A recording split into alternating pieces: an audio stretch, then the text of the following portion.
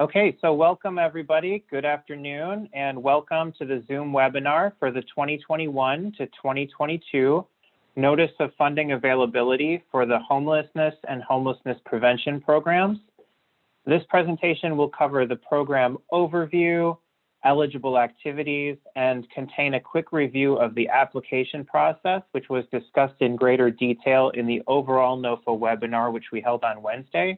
So we'll have a quick review of the application process as well today. And we are joined today by our Housing and Community Development Division team.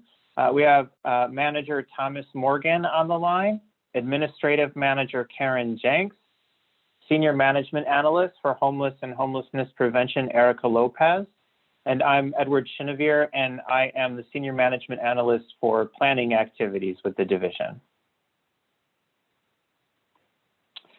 We'll cover the NOFA process and how that interacts with our various planning documents, specifically as it relates to homelessness and homelessness prevention programs.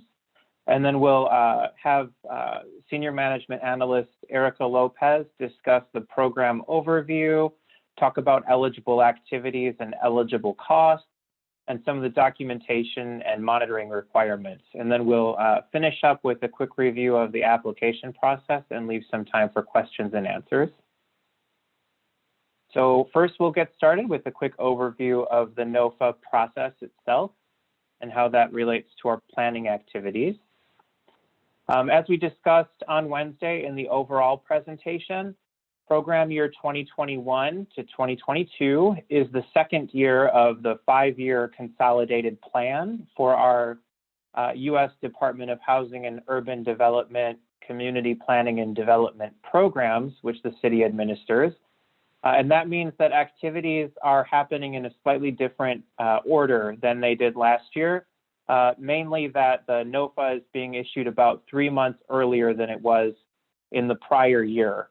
The main impact of that, of course, then is that the applications are going to be due a little earlier than they were last year, and that the activities which are selected for funding will be included in the annual action plan prior to its distribution for public review. Applications for specific activities that help meet the goal of the 5-year consolidated plan are being requested and are the subject of this NOFA. Following the close of the application window on March 5th, staff will score applications and the administration and city council committee will consider the activities for conclusion in the draft plan for public review. The projects for which activities are expected to be selected through this NOFA are as follows: tenant-based rental assistance through our Home Investment Partnerships program. Home funds there will be used to subsidize private market units for homeless and low-income households to increase affordability. Through our Emergency Solutions Grant program, funds will be used to provide homelessness prevention services, shelter assistance to homeless and persons at risk of homelessness, rapid rehousing services, and HMIS services and grant administration services as well. Through the Housing Opportunities for Persons with HIV/AIDS program, funds will be used to provide housing assistance and housing-related supportive services for persons living with AIDS/HIV and their families. HOPWA funds will be used for supportive services, housing information and referral services, tenant-based rental assistance, short-term rent, mortgage, and utility assistance as well. The allocations for the estimated ESG funding by program component are provided on this slide.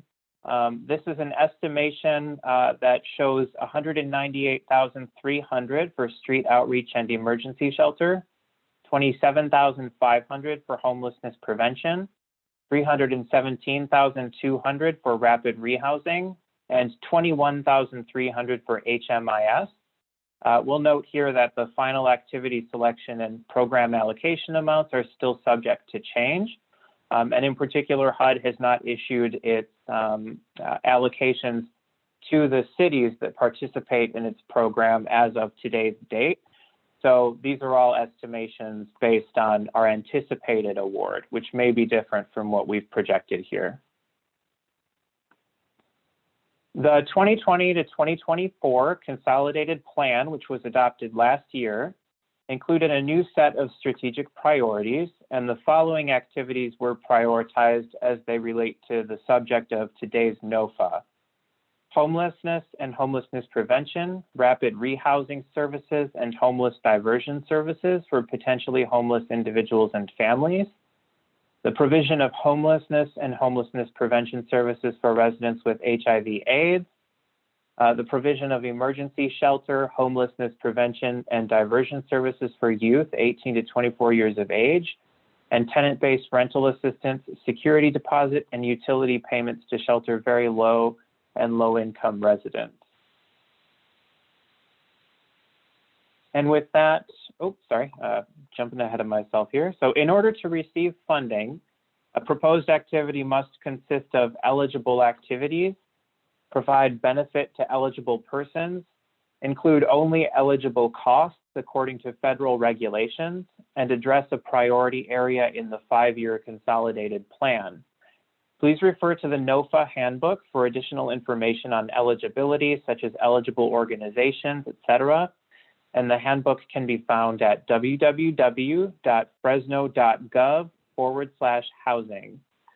Program Manager Erica Lopez will provide additional information about eligible activities, costs, and so forth. And with that, I will hand it over to Senior Management Analyst Erica Lopez to walk us through the specific activities and considerations for the homelessness and homelessness prevention NOFA. Hello, everyone. I'm going to start off with giving a program overview of the 3 programs. We could go to the next slide. So here is my contact information. You have my email, you have 2 phone numbers. You can contact me. Preferably, if you could call me on the mobile number, that would probably be the quickest way to get a hold of me. Next slide.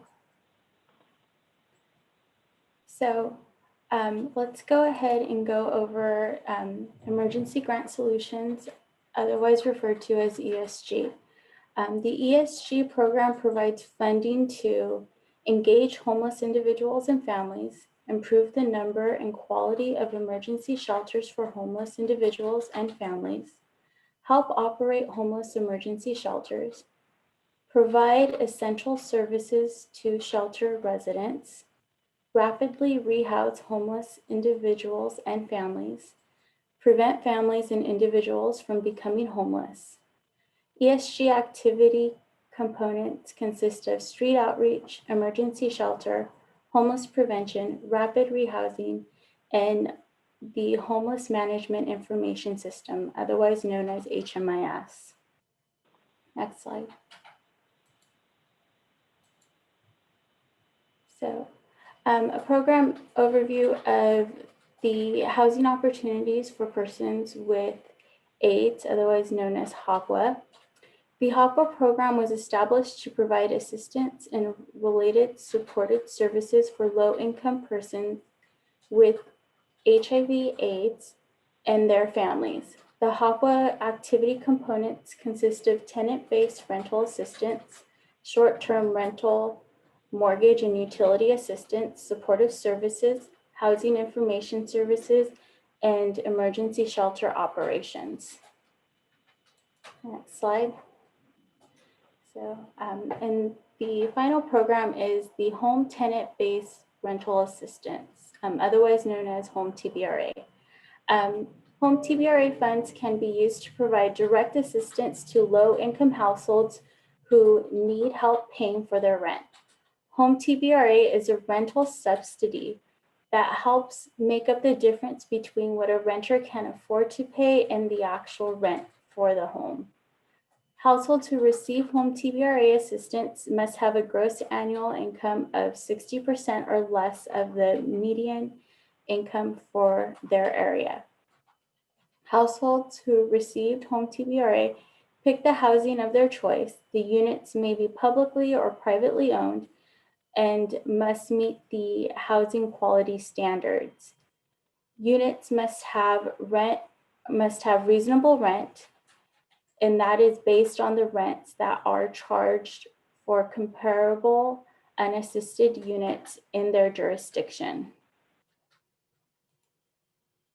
So eligible costs and activities for these programs. Allowable ESG activities and costs. So ESG will fund costs associated with the 4 activity components of the program, which were street outreach, emergency shelter, homeless prevention, and rapid rehousing. So ESG street outreach serves unsheltered homeless persons. Essential services include engagement, case management, emergency health and mental health services, transportation, and services for special populations. ESG emergency shelters serves people staying in emergency shelters.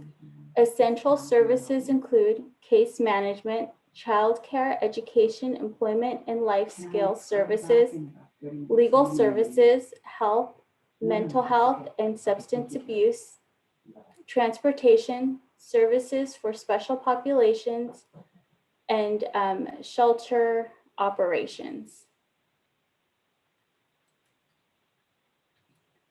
So ESG homeless prevention services people who are homeless or at risk of becoming homeless, below 30% of the area median income.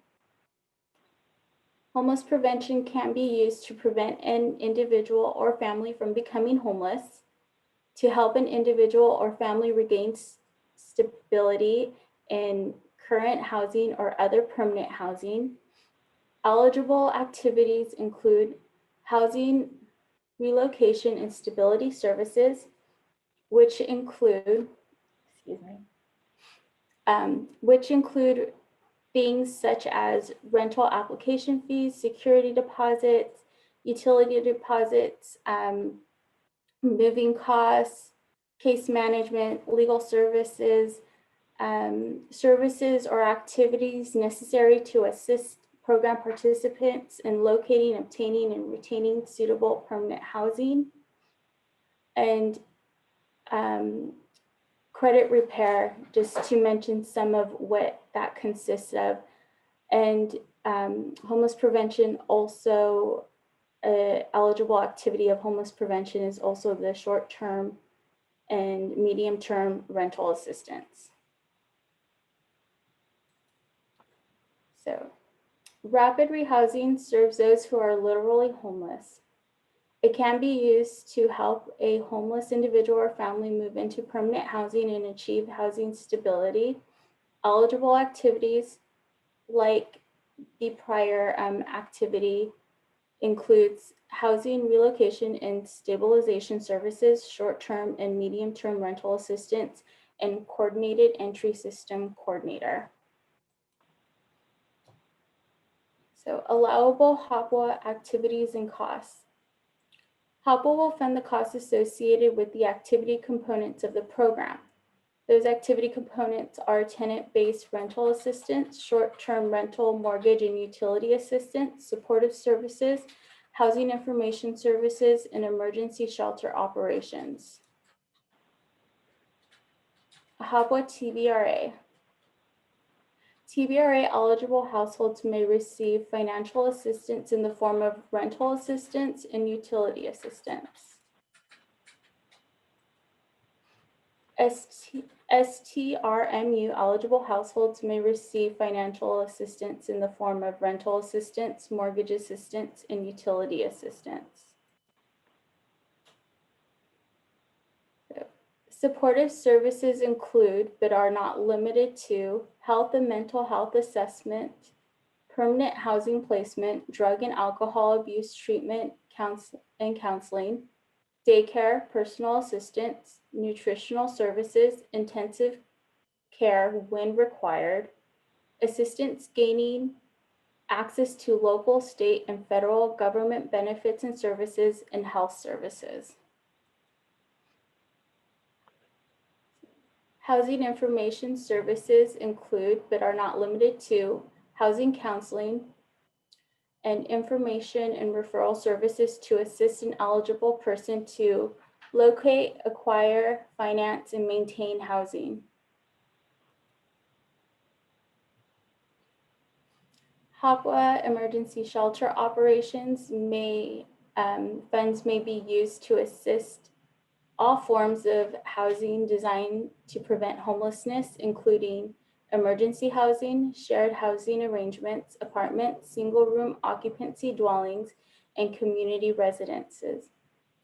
Operating costs for housing, including maintenance, security, operation, insurance, utilities, furnishing, equipment, supplies, and other incidental costs are covered. On to our next program, Home TVRA.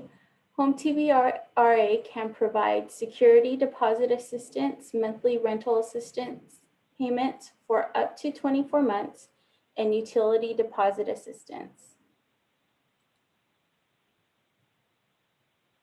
So now I'm going to go over the documentation requirements and monitoring for each of these programs. So ESG documentation requirements and monitoring. A quarterly report will be required to be submitted to the city 30 days after the close of each quarter of the fiscal year during the duration of the agreement. Also, an annual report will be submitted in HMIS by the subrecipient to report the number of individuals served with ESG funds. Like our ESG program, HOPWA also requires a quarterly report to be submitted to the city 30 days after the close of each quarter of the fiscal year during the duration of the agreement.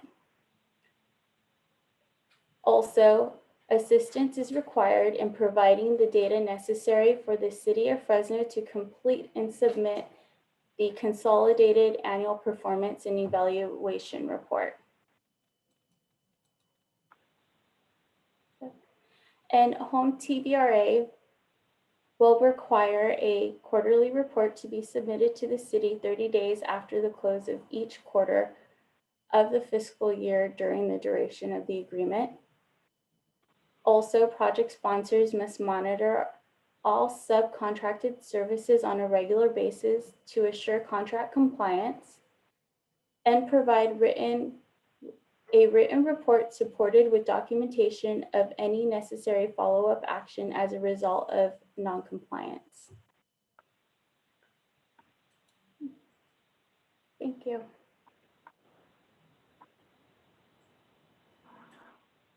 All right, thank you so much, Erica. We'll now quickly go over the application process, the timeline, and the resources available to you during the application process. The application processes were presented in much more detail on Wednesday's session, so this will be a quick review. And of course, there's a lot more information available in the handbook, which is what we'll look at first here, the Housing and Community Development Division website. There's a screenshot on the screen here of the Housing Division website. That's, of course, at www.fresno.gov/housing. On the left-hand side, you'll see a tab called Notices of Funding Available. And when you click on that tab, you'll see the screen that's shown here. The very first link on that list is the 2021 to 2022 Consolidated NOFA Handbook, which covers the application process in detail. And then directly beneath that, you'll see all of the specific application materials which you'll submit. And I will note that this year we've posted directly on the website the NOFA operating budget summary. That's the budget that's required to be attached, which outlines the specific line item information for the expenses which would be incurred by the program if funded by the city. And that is now available here as an Excel document. So if it's too difficult to enter that in, we know it's a little hard to do on the Word application form, you can download the Excel document directly from the website this year. The other key components of the application are Part A, known as the cover page. This includes organizational information as well as a lot of the backup documentation showing the organization's eligibility. Some of those items which may take your organization more time to collect are listed here on the screen so that you're aware of the types of required attachments. One thing to note, the resolution from the Board of Directors authorizing application and designating the persons who will be authorized to enter into the agreement. Those will be the persons whose signatures will appear on your subrecipient agreement should you be selected. That resolution is not due until March 19th. So you have an extra 2 weeks to collect that. As we know, we may need to coordinate. There may be more coordination required given the calendar for your board meetings. The rest of the application, of course, is due on March 5th, which we'll talk about in just a moment.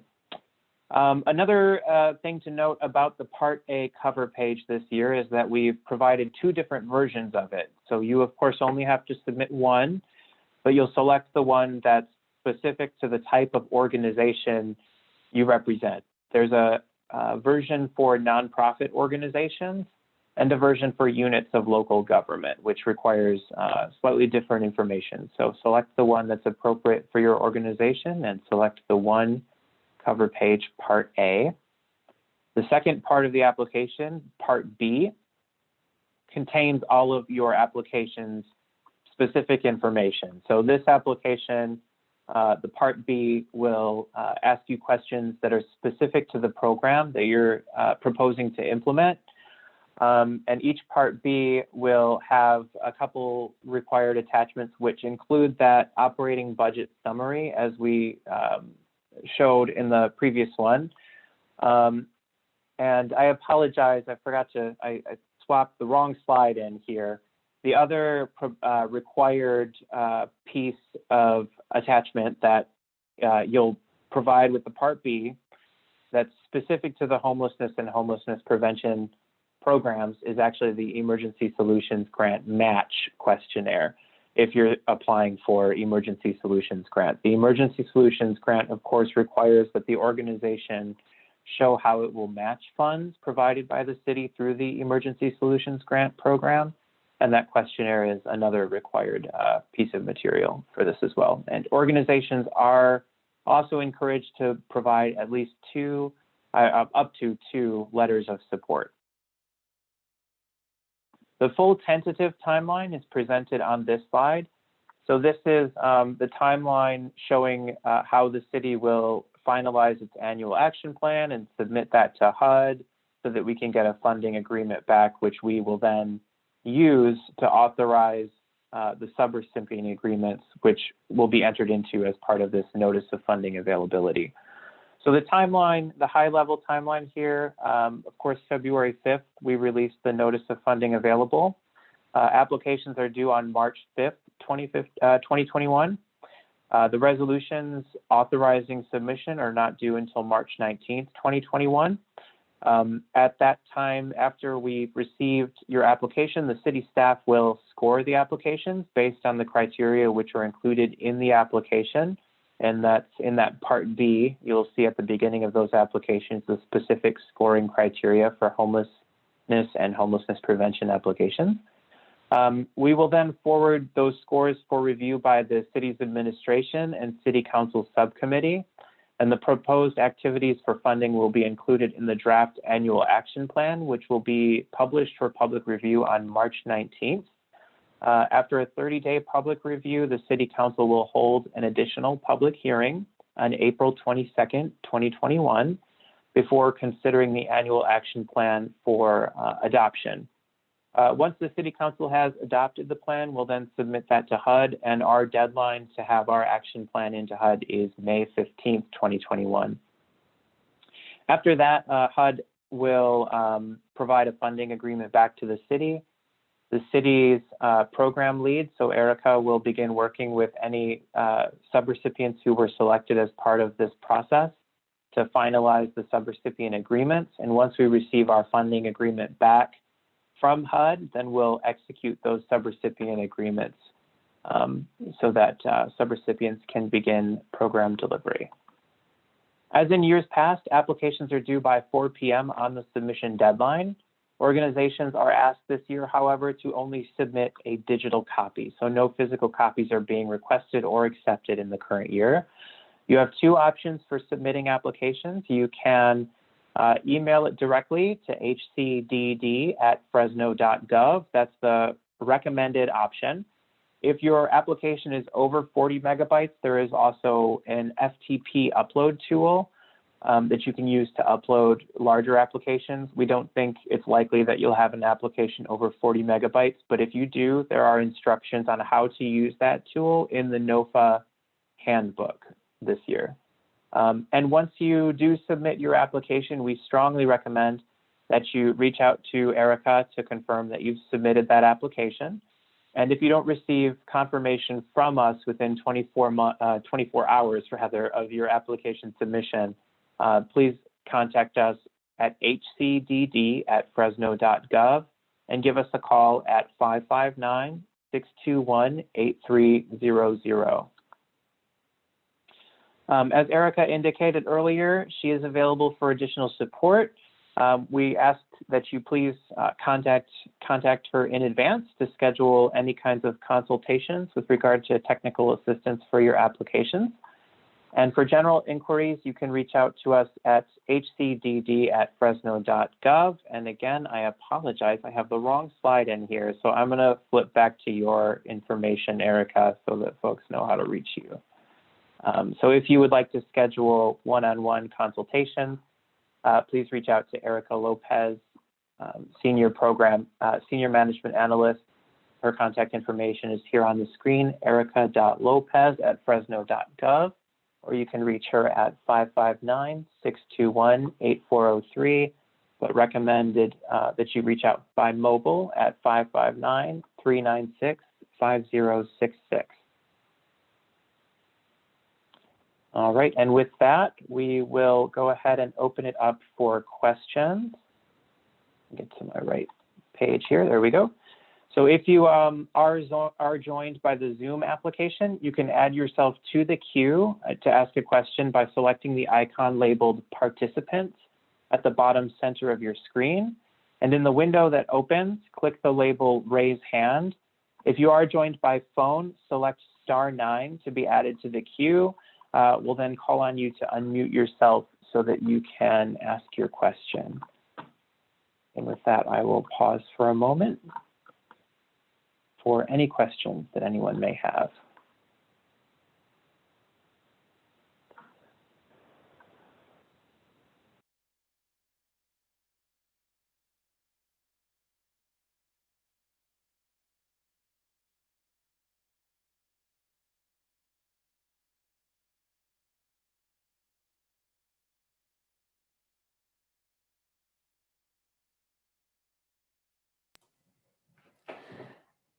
I would like to add, if you don't have a question now, but you think of one later, feel free to email me or call me anytime. Great, thank you, Erica. And I don't see any questions at this time. So our panelists, Karen, Tom, Erica, do you have any final thoughts?